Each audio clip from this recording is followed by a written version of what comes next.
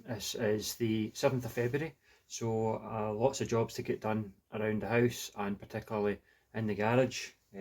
Going into the garage at the moment for me is like a holiday, like a cruise, so let's enjoy it. So what I thought we'd do is I would have a wee clear out. So there's two reasons for this. One, because on the back wall here, just see it here, yep, we've got power. Now the plan is to get power out in the back garden. So we'll tap into this and then we're going to drill a hole somewhere down there. So all these shelves you see here have got to come out. So I thought we'd use that as an opportunity, first of all, to have a bit of a clear out things I don't need, and secondly, way in that corner there, which I can't get out at the moment, is the old engine for the Corsa. So you'll see in some of my other videos I did an engine change in this about 3 years ago, and I've never really got round to calling the scrap man and getting rid of the old engine. There's still quite a few bits on it that are useful. So what I plan to do is to first of all take off all the useful bits, even things like the cylinder head, and also I want to find out what the knock actually was, so I'm going to completely take it to bits, and hopefully we'll find that out. So one of the things I've got here, which I'm sure a lot of people were interested in cars and stuff, I used to have a massive collection of car magazines. This is all pre-internet, going back to the early 90s, mid-90s, and I've slowly been getting rid of them. I tried to give them away, nobody really wanted them, so I've been trying to give them away. This is all I've got left now. So there's a couple of popular classics. This went out of print in 1996, so I've got a couple from the mid-90s, just to give an idea of what the publication looked like. And then I've got the last ever edition, which was July 1996, before they merged with Practical Classics. And also I still am into trucks, and that's where I first started working, was with a haulage company, just as the general muckabout in the workshop when I was 15, 16, and I was really into trucks then. So these are all from about 92, these truck magazines, up to about 98 when I stopped working there. So this one's, what's this one, March 1993. So I don't want to get rid of these because I'm really quite into sort of 90s trucks, so we'll keep those as well. So this is just all my clearing stuff down here. The other thing I found was I used to have a P-Reg Corsa Vegas, and this was the old, a piece of service history for it. I don't know how this must have escaped when I got rid of it. 28th October 2004, full service, oil, air, spark plugs, question mark over the timing belt. I think it was done. What else does it say? Rear brake hoses, moderate corrosion, oil leak around sump gasket, fuel filter corroded, standard stuff. I don't know how that survived. So we'll just crack on. I'm going to get this shelf moved over at a right angle to this because the car will still fit in. There's still enough space there. When the guy comes to do his work, obviously I'll reverse the car out, but I don't want it sitting out for longer than it needs to be. So we'll crack on. How about that for a collection of number plates? These are off, either off all my old cars, or when I've changed the number plate, you know, just to get a new plate, I've kept it. So I've still got that car. That's off my old Vectra Gillespie of Lenzie. That car was scrapped a long time ago. That's off my old Astra. That's now been scrapped. That's my mum's old Fiesta, long gone. Found that one when I was a kid. Found that one when I was a kid. Oh, these, and of course we're getting into show plates and stuff, more Astra ones. There's my first Corsa, Phoenix Motown in Linwood, my first ever car that. That's another plate there. What else have we got? All these kind of fancy plates. Oh, horrible. That's my Audi. Bayards, it's quite a posh car dealer that. That's now got my personalised number plates. I've still got that car though. What else have we got? More show plates, E&L. Long gone now, don't do car shows anymore. That's my old Clio 172. That's still going with somebody else. Oh, stuck. What's that? Oh, that's my old that's my Rover plate. Those are my Rover plates. That's the Mini. Still got that. Changed the number plate to a private plate on that.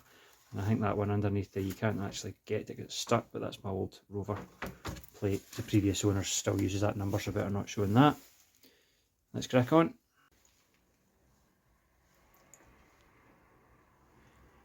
And here is the article in question. This is the old X10XE 973cc 55 brake horsepower powerhouse or sewing machine, whichever way you want to look at it. It came out the Corsa. Now I think it had a knock on the small end of piston number 3.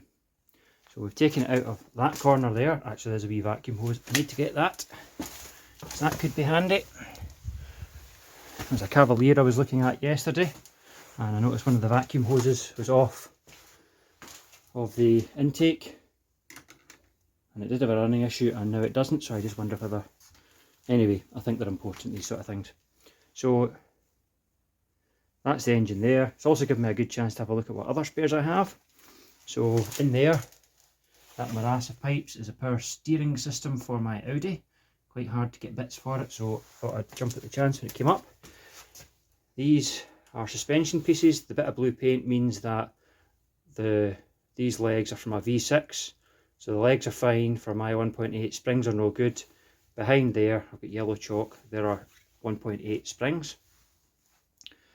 That's the steering rack for the Audi, another spare one. That is the throttle body for the Corsa.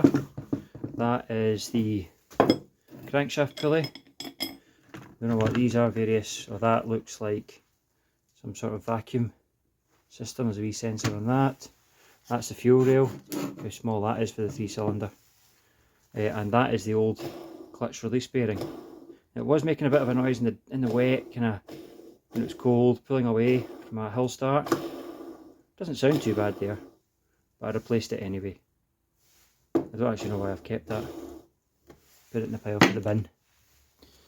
These are inserts, damper inserts for the Audi legs. So the legs are non-replaceable. Well, you can replace them, but the intention is you keep them, you put new inserts in. Never done that, but just kept a hold of them anyway. What else do we have? In that cardboard box is a fuel tank strap for the Rover 75. That's the old wiring loom for the X10XE.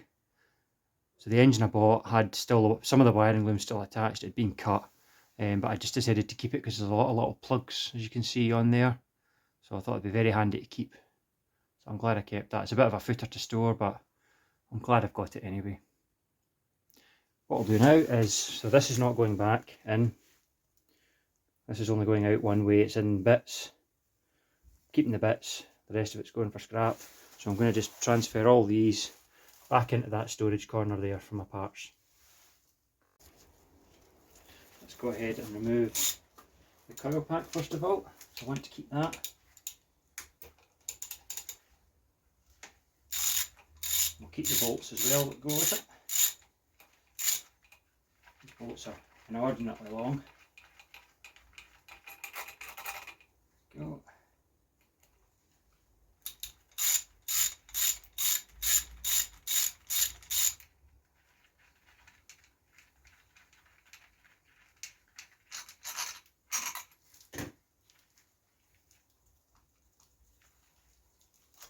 That's tight.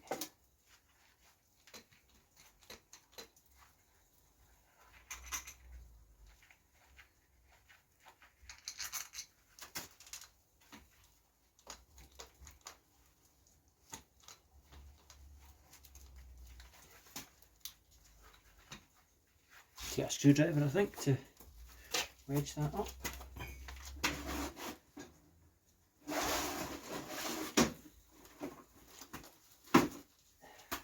Look, go. Just gently, don't want to break these wee tabs. There we go. Hold it.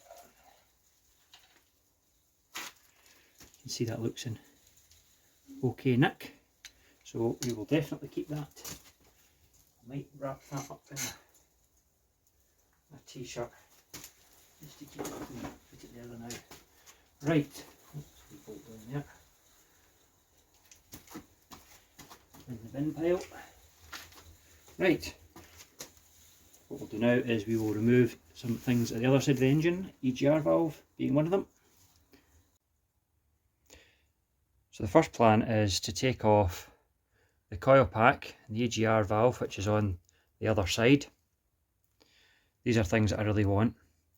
The next thing I want from this engine is I want the sump, because the sump in the engine that's in the Corsa just now, the thread on the sump plug is a bit dodgy. I'd use a peeler to change the oil, but I would like to have a good sump, and I know that this sump is good. It'll also be interesting to see if there's any metal shavings or anything in the sump. After that, I'll take off the inlet manifold. I also want the starter motor, which is just right there, because the one on the Corsa at the moment is a little bit tired. It's the only thing I didn't change. It still starts it up okay though. Started it up this morning fine. Like to change it anyway. And then I'm going to take off this front plate here, which is held on by these. Take that off, take the head off, and then turn it upside down, I think, and then try and take the pistons out, because those are what I really want to see. So let's crack on. Now I remember when I was taking off trying to take off the inlet manifold, I thought I'd got all the bolts. They're just standard 10 mils. But there's just one stupid wee one way down in there, which is a different pitch to the rest, and as you can see, it's rounded off.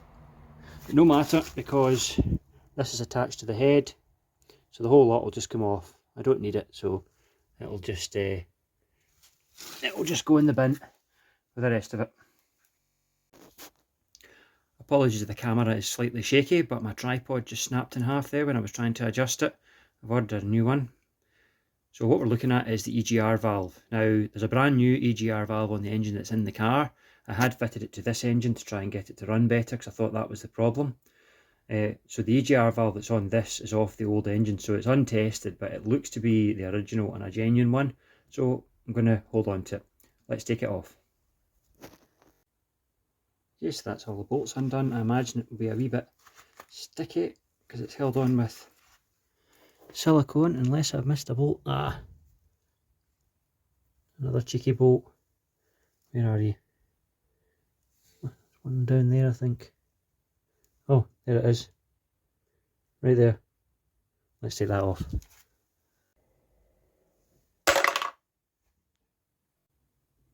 That's it loosening off. Just about.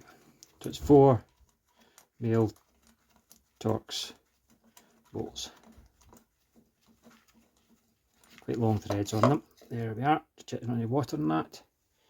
One genuine looking, untested EGR valve. Add it to the pile. I'm going to get a better box in due course. Next, I want to take off this oil filter housing, because I know these can sometimes shear and break. So let's get that off. Might be some oil coming out of here. It was just 3 male Torx bolts holding that on. Thankfully there's no oil in it, so it's nice and fairly dry inside. So we can just put that straight into storage now. Now bear in mind, when I'm doing this, I'm using an impact gun, but I would never normally use an impact gun on these, but because the engine's scrap anyway, it doesn't matter terribly. So let's get the gloves on. I'll just check to see what size they are. Again, the sockets I'm using are not impact sockets, but it's a very light load that's on it, so I'm figuring it's going to be okay. Now, are these the same size or are these smaller? Let's have a look. They are the same size. Let's get these off.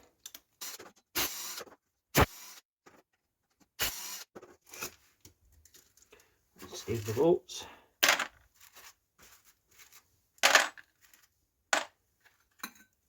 There we go. Don't need that, but this could be handy, so we'll keep that in our box of spares.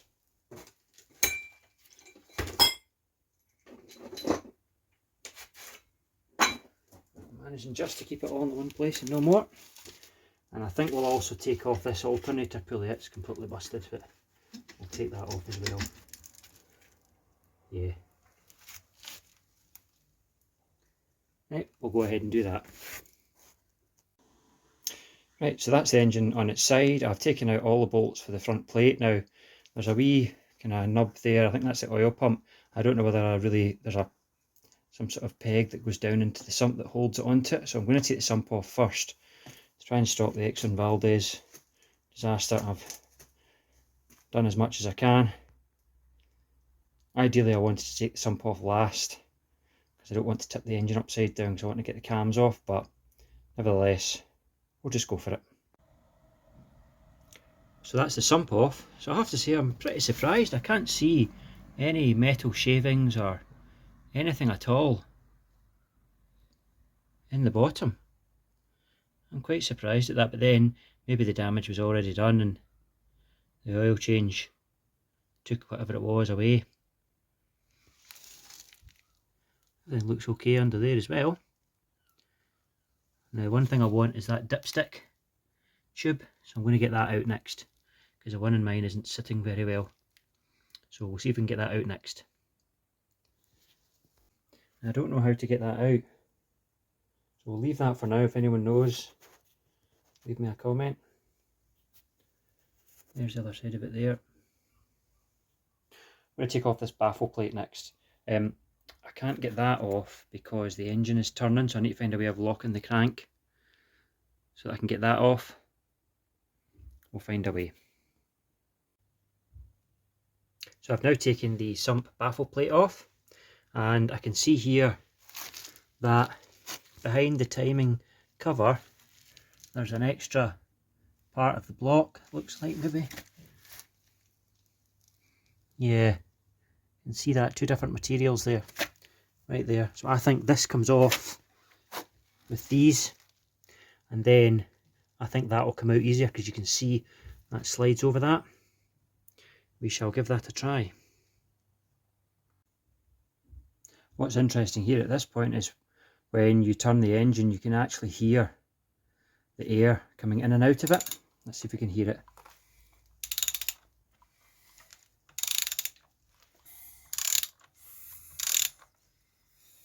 It gets tighter here, and then the valves will open, and it gets looser again.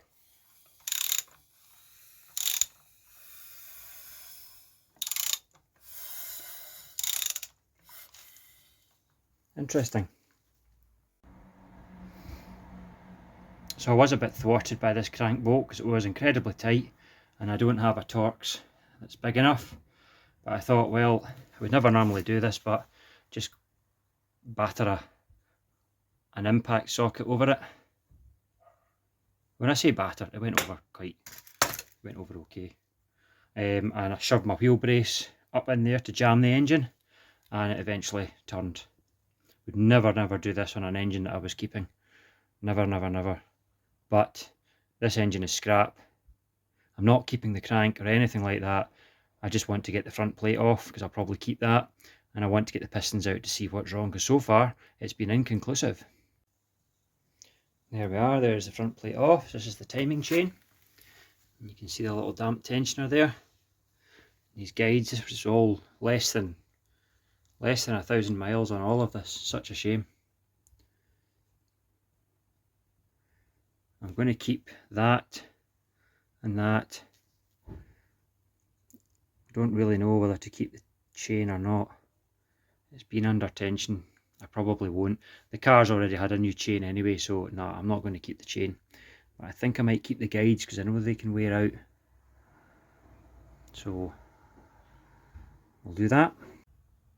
What we're looking to take off here is this little tensioner. I want to keep that. And that should hopefully then mean we can start to take off the chain kit itself. So before we go any further, the next thing I want to do is take the starter motor off. That's one of the things that I wanted to keep, because the one in my car is quite tired.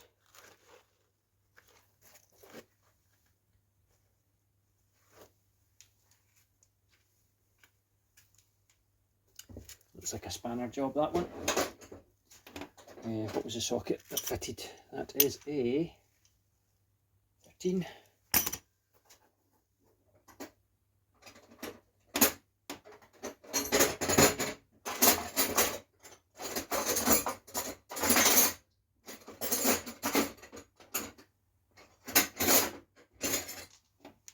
I do know that even out the car, this thing is still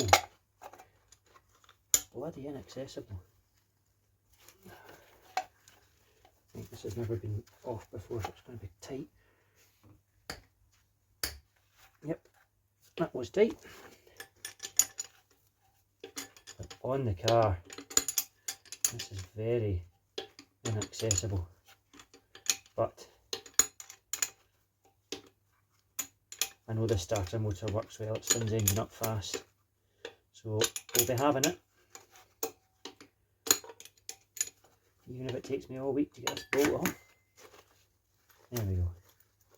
There's two on it because one's for the, it's to hold the earth wire and the, I think the, one of these is 3 wires to it because I didn't wire them up properly when I was putting the engine in.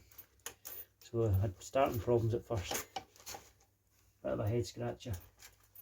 So I worked out as my schoolboy error.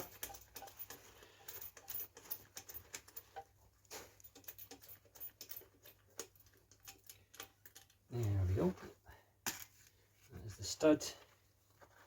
We can retrieve the bolt, the nut rather. Oh good, where's it got? There it is. Trying to get away. We'll put that back on the starter. Once it comes off, this one I am tackling head on. There we go. Any more? I think that's just the two. There must be another one hiding somewhere.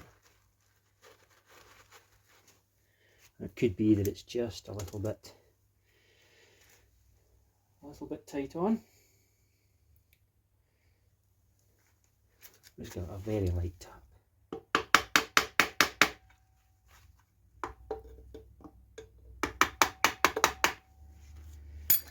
Oh, it's going to be stubborn. We'll cut back when I've had a bit more success.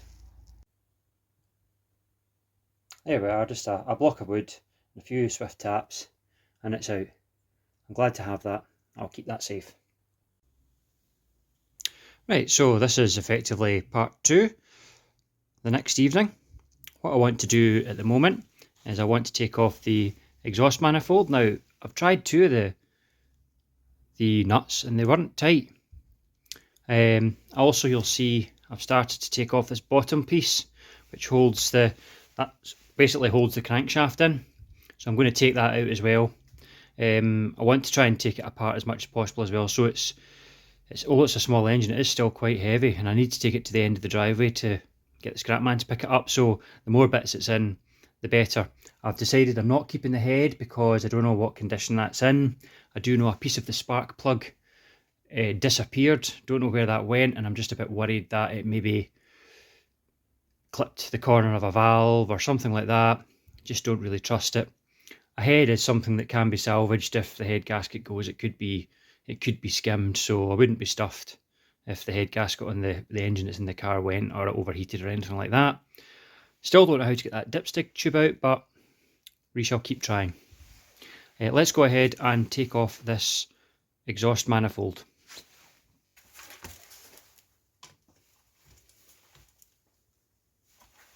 Oh, these are not tight.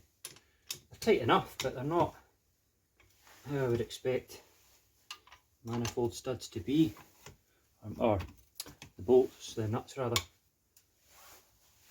That one's kind of tight, but not that I'd be bothered if the stud snapped in the head, because as long as the manifold comes off. Oh, there we go, that was careless. Move the dipstick out of the way. There we are. One exhaust manifold. Looks pretty clean inside. Right, excellent. Another thing to add the spares pile. Right, let's get this engine turned round. So what I now want to take off are these camshafts. They were brand new. There's also rockers under there as well. I want to take all of them off. And we'll take that as well. And we'll get that all wrapped up. Keep it nice and safe. Still haven't managed to get the dipstick off. I don't think I'm going to put any more effort into that. Let's carry on with these camshafts. Right, let's get on removing these camshafts. They're not very tight. At least the top one wasn't.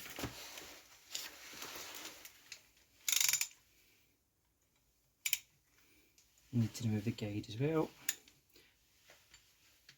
I'm just going to keep the timing pulleys on them, I think. I think that would be sensible. Right, so these are numbered 1, 3, 5 and 7. And that is numbered 8, 9, 7 and 2. Right, 1, 2, 3, 4, 5, 6, 7, 8. Right, I'm going to stop you there and I'm going to take a picture of that for reference. Okay, so that's the camshafts out, and just putting all the little caps in a bag which will be sealed, and these are going to be all wrapped up in a t-shirt. And wrapped up separately, I'm going to take out the rocker arms, because they're also all, as you can see, they were also all brand new at the time. Right, so now what we'll do is we'll start taking out these hydraulic tappets. Really interesting looking little things. These, just wiggle them out very carefully. There we are. So as you can see, this little bit pumps up with oil, and that bit rocks at the top and moves up and down with your camshaft. So if these have got sludge in them or something like that, they can be a bit sticky, and that's what can make it tappety, but these are brand new. So I'm going to keep all of these. Right, the next thing, that's all off, packed away, nice and safe. Now I'm not keeping the head, but the reason I'm taking it off is because I just want to see what was up with it. This might give some indication. We'll just take the head bolts off. Obviously these head bolts I'm fairly sure would be scrapped now. Yep, I don't think we can reuse head bolts. I'm not sure. I know some you can and some you can't, but right, that's the head off. And finally, I might have found some evidence. Now remember how I said that there was a piece of spark plug that went missing? Now that would have been on the gearbox side. This engine's round the wrong way. That would have been on the gearbox side, that the spark plug that had the electrode missing. These are replacement ones. The spark plug that had the electrode missing was one of these, was at the gearbox side. So first thing I noticed was this valve here has hit something, unless that's just... Now I've not touched this. It's the first time I've touched this, so that valve has hit something. It still looks... I think it's still straight. Anyway, if you look down in here, you can see there is a big chip out of that piston. There. See that? That is pretty bad. The cylinder walls look fine though. Those two do anyway. But yeah, you can see there is a big chip. In fact, I don't know if it's just carbon, but that is, you can quite clearly see that is a big chip out of that piston. So something's happened. In fact, is that more pieces there? There's another chip there. But as you look at this one is absolutely fine. There's no marks on that at all. Whereas when you look at this one, it's really pitted. That's very pitted and it's got chips and chunks. The more I look at it, the worse it gets. So let's get the engine turned over and we'll get that sandwich plate off the bottom and we'll get the pistons out and we shall inspect them more closely. So here is the bottom plate that holds the crankshaft in place, and it's got the crank journals in it. They all look decent. No issues there at all, no scoring. The bearing surface is still all present. No blockage of oil ways, so we can rule that out, that's okay. And that's us finished. So that's the engine completely disassembled, and we'll have a look at those pistons. Crankshaft looks absolutely fine. Bearing surfaces, no scoring, all looks pretty good condition. The journals in here, a bit grubby because I've had my hands on them, but in the main, they look fine. So the pistons now, I did break one of the oil control rings taking it out, so I don't know whether that was anything to do with anything. So where's the piston that's... Ah yes, look at the state of that.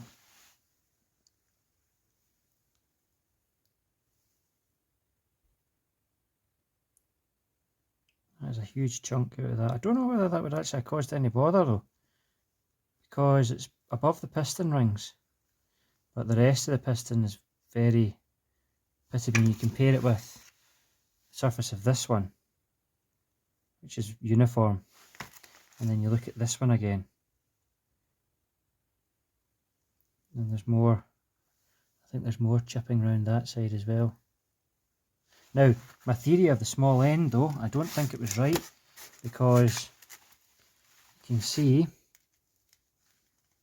I'll actually just try and put you down. So, small end of this one, let's put both my gloves on. Right, so put that out the way. So this one, this was the middle piston. So yes, it goes from side to side, but when you try and waggle it,